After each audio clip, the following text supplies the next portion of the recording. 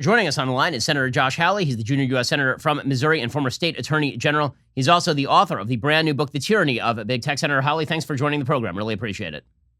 Thanks for having me. So first of all, congratulations on the book actually being released. Obviously, Simon & Schuster had dumped the book after January 6th for some unspecified reason having to do with challenging electoral results. But I'm glad that the book is actually out there because the First Amendment still does exist technically in the United States. Yeah, that's exactly right, Ben. And I'm glad that there are still independent publishers out there who are willing to actually, publish books with diverse viewpoints. And for one, I said at the time when Simon & Schuster tried to cancel the book, I said, listen, part of what has to happen for those of us who are conservatives and libertarians is we have to say we refuse to be canceled. We refuse to bow down to the woke mob. And now the book is in print. People can read it for themselves. So let's talk. Today is a perfect day to talk about the tyranny of big tech. Obviously, Facebook's oversight board just upheld the original suspension of President Trump from Facebook based on his comment on January 6th. They had suspended him January 7th.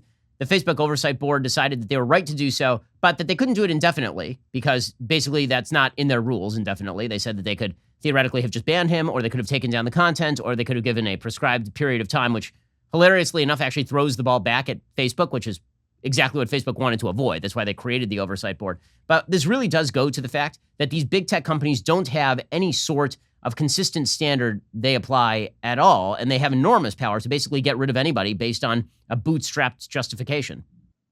Yeah, exactly. And I've said that this decision today, it really shows you it's a sad moment in America when free speech depends on the whims of a corporate monopoly, which is what Facebook is. And by the way, I don't buy this distinction between the board and Facebook. The board is Facebook, right? I mean, listen, Facebook set up the board. Facebook chose its members. It's funded by Facebook. Like, let's just be honest here. Facebook decided that it was okay for Facebook to suspend Donald Trump. I mean, end of story, right? So all of this stuff, it's not a court. I've seen some of the reporting on this morning, and they say, oh, the decision, is it binding? Is it not? What are we talking about? It's not a court.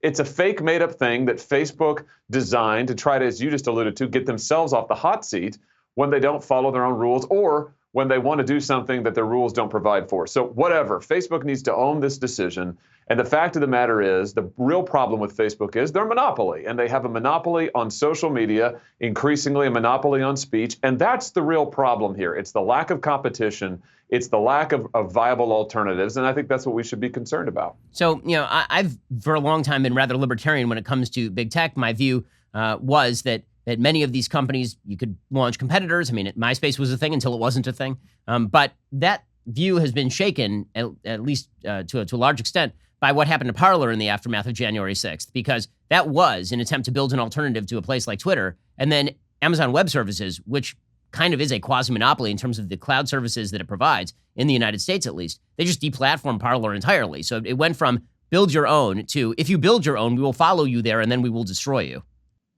Yeah, exactly right. That's exactly right, Ben. I mean, it really highlights the fact that we don't have viable competitive markets in these spaces. The best thing would be, in fact, what we need is more competition. We need to have alternatives that folks can build so that the consumers actually have real choices. But the Parler example is just perfect. Here you have an actual competitor. It was still very small, of course, but it was an actual competitor starting to get a little bit of traction. And what happens? Apple and Amazon and Google snap their fingers, and literally within 48 hours, it's gone. It's effectively erased.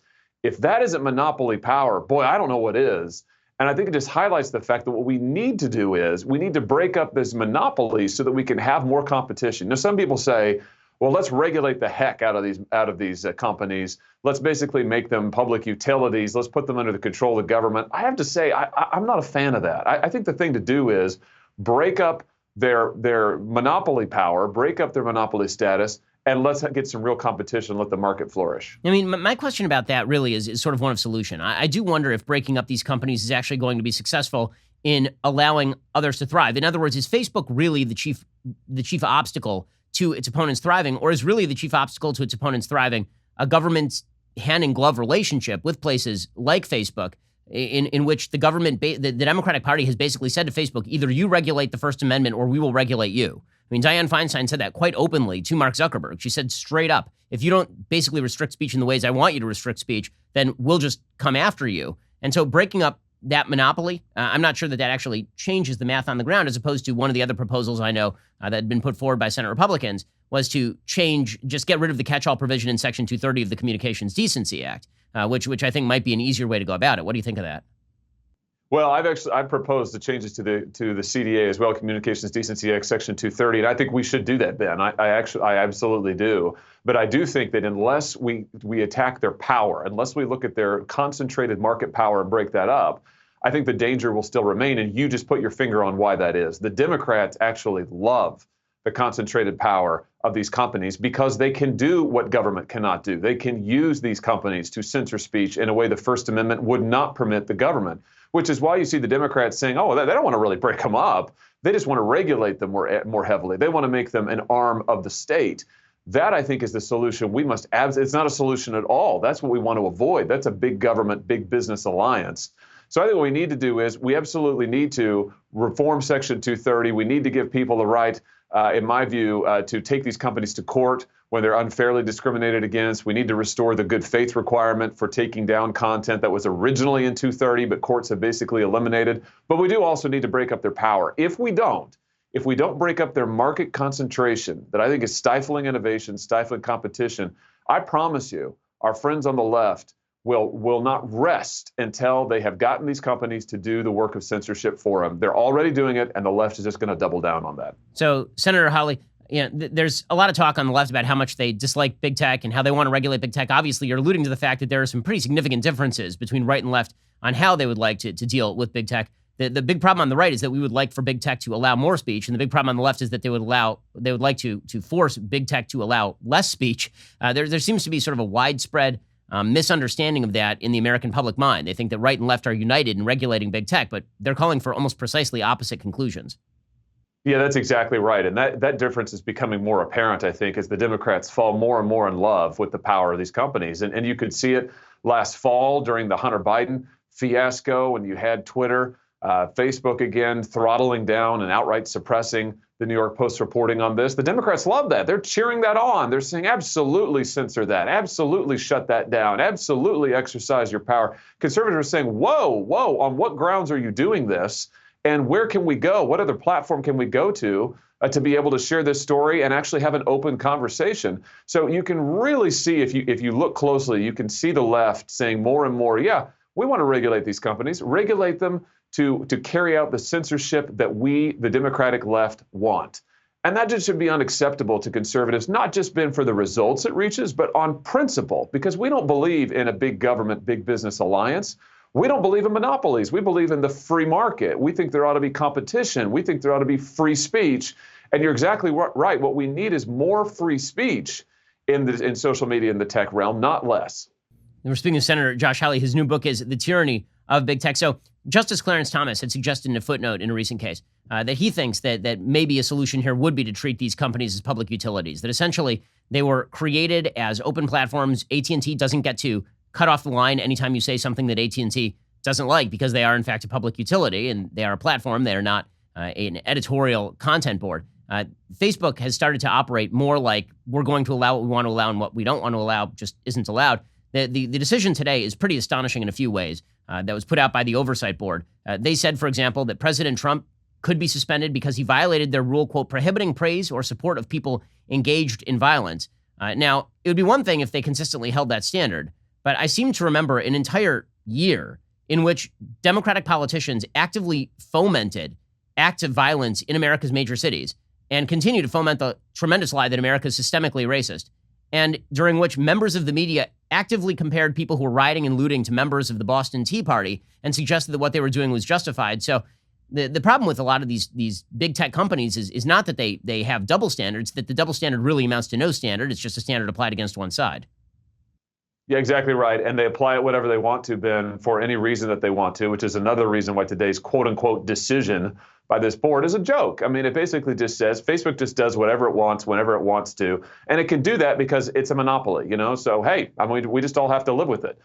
And my point is, and I talk about this in the book, we don't have to live with it. We shouldn't have to live with it. These companies shouldn't have this kind of control over our politics, over speech, over our lives. And there's no reason to let them have this kind of control. Now, you mentioned Justice Thomas. He's been doing great work in the tech space. He's written a couple of really interesting opinions here just in the last year, talking about some of the legal problems with this. And he does talk about common carriers, utilities as maybe legally something that, for courts at least, courts ought to be thinking about. Perhaps, he says he's thinking about this, but courts ought to perhaps think about these platforms in this way. I think he's onto something there. I would say, though, that there's a difference between that and Congress actually legislating to turn these companies into public utilities, to turn them into common carriers. I just have to say, Ben, I'm hesitant about that. I need to think on that more, but I'm hesitant. That is mega regulation of a monopoly. It's basically saying, let's accept their monopoly status and let's just regulate the heck out of them. I kind of think that's what the Democrats would like to do. I think the Democrats would probably say, yes, we'll do that, and then we'll fight over what speech is acceptable, what's not, what's equal time, what's not.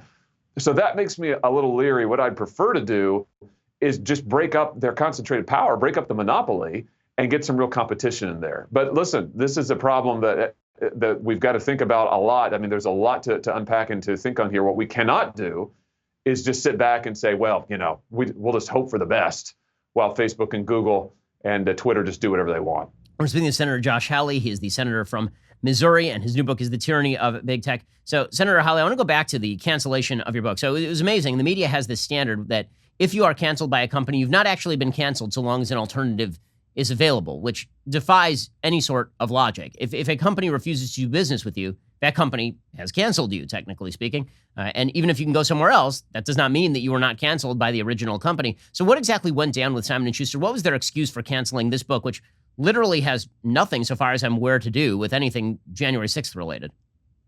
Yeah, it has absolutely nothing to do with January 6th. And in terms of why they did what they did, all I know, Ben, is the press statement they put out. They never contacted me directly. They never followed up with me. And this is the company that commissioned the book, keep in mind. And all I found out was what I read in the press. What they read in the press is that, Senator Hawley had a role in the violence and the riot at the Capitol on January 6th. That is absolutely false. I had nothing to do with the riot on January 6th. I was there, of course, at the time. I condemned the rioters as it was happening. It was the debate over electoral college certification that I was participating in that was interrupted. And I said at the time, if you commit acts of violence, attack cops, storm federal buildings, you're a criminal. You got to go to prison. And by the way, that's true whether or not you're doing it at the Capitol in Washington, D.C., or a federal building in Portland, or anywhere else for that matter. The left's usual game is, as you just pointed out, they're fine with violence against cops. They're fine with violence that involves federal officers. They're fine with attacks on federal property if it's the left and if it's for leftist causes. But if they can blame it on conservatives, okay, well, then that's different. My view is it's never different. It's all the same. Violence is wrong. Political violence is illegal. And if you do it, you ought to go to jail. So it was just, Simon & Schuster's rationale was a total lie. They knew it was. They're just bowing to the woke mob. And that's why I said, I refuse to go along with this. I'm not going to pretend that this is a legitimate excuse. I'm going to go out and find a different publisher, and we're going to bring this thing to the press. And that's what we did. So, Senator Hawley, I would be remiss if I didn't ask you about the Electoral College and challenging the election results in the Electoral College. Yeah. What was your basis for challenging the certification of the electoral results? The Trump campaign really had not even alleged sufficient voter fraud and irregularity in something like 67 out of the 70 cases they brought to overthrow electoral results in those particular states. And the evidence of widespread voter fraud and irregularity, there's evidence certainly of gaming the actual election systems in terms of the electoral rules. Like the electoral rules in Pennsylvania were a mess. But that doesn't mean that there was actual evidence that the election itself was illegitimately decided. In other words, these votes were fully certified. Right. This is why the objection that I filed was to the state of Pennsylvania, and it hinged on Pennsylvania's failure to do two things, Ben. The first is Pennsylvania's failure to follow its own constitution. The Pennsylvania Constitution does not permit universal mail-in balloting, and yet Pennsylvania did it anyway. And then when Pennsylvanians filed suit and tried to say, hold on, we're having mail-in balloting universally. Our Constitution doesn't permit that. The Pennsylvania Supreme Court, which is an elected partisan court, threw it out without even hearing the substance of the challenge, which, by the way, violated their own doctrine. That's number one. Number two, the Pennsylvania Supreme Court also intervened to change the rules about when ballots could be returned. And we talked about Justice Thomas a second ago. Justice Thomas has a great opinion as to why that was highly irregular, to put it mildly, and a major, major problem. So that my objection hinged on what happened in Pennsylvania, on these irregularities. I actually didn't talk about fraud at all, so you didn't need to get there. In my view, in Pennsylvania, these are the kind of things, the violation of their own constitution, the intervention of the Pennsylvania Supreme Court, which I think is pretty much totally lawless. Those are the kind of things I think that are absolutely grounds for a debate about election integrity. And by the way, Ben, that's what you get in the certification process if you object. You get a debate. You get to have an open debate on the floor of the Senate. That's why I objected, along with Senator Cruz and a number of other senators, and I think 140 House members. And that debate is something that the Democrats have forced in 3 of the last presidential elections. Every time a Republican has won, they've objected to 11 states, which is, perfect. That's their right to do that and to have the debate. It's in the rules. But to say, Ben, that doing that, following the same procedures they followed, having a debate about election integrity, pointing out what happened in Pennsylvania, that's akin to violence, that's inciting a riot, that is a big lie, that's totally false. All of that's false. And I think the Democrats know it's false. They just want to shut down speech they disagree with. On a federalist level, are you concerned at all that members of Congress of either party challenging duly certified electoral results, because these results were, in fact, certified by the state of Pennsylvania through their normal process, that this does federalize a system of voting that kind of is what Democrats want? I mean, Democrats are now pushing for full federalization of all voting procedure, attempting to basically vitiate the ability of states like Georgia, for example, to even have voter ID or states to prevent ballot harvesting. I don't think that providing a platform in Congress for an open debate about election integrity or whatever the issues of the day may be, again, this is a procedure, this debate procedure is one that has been used multiple times over the years, including now, I guess, 4 times in the last 20 years. So it's become a pretty familiar procedure. And I think that's healthy, Ben. I mean, this is why we have Congress as a platform, so people can be heard. I mean, this is my whole point. When I said I was going to object, I said the people of my state have major concerns about what's happened in this last election, and Pennsylvania is a great case in point. I'm going to object so their concerns can be heard. That's why we have this platform for debate. That's why we have Congress in part, so people's concerns can be aired. Now, there's a big difference between having a debate as part of pre-existing law and changing the laws wholesale, which is what the Democrats now want to do. They want to change all of the election laws, including mine in the state of Missouri, our election laws. We have voter ID in the state of Missouri. They want to throw that out. They want to completely federalize our elections. And, you could see this coming. I mean, they've been telegraphing that they wanted to do this. They wanted to take over our elections. And that's one of the reasons I thought we should have a debate about this back in January. We're having it now. Senator Josh Hawley, his brand new book is The Tyranny of Big Tech. It's doing really well on the bestseller charts. Senator Hawley, really appreciate your time. Thank you so much. The battle for the culture is heating up. We here at the Daily Wire are making some big moves. So be sure to like, subscribe, ring that bell, because you're not going to want to miss a single moment.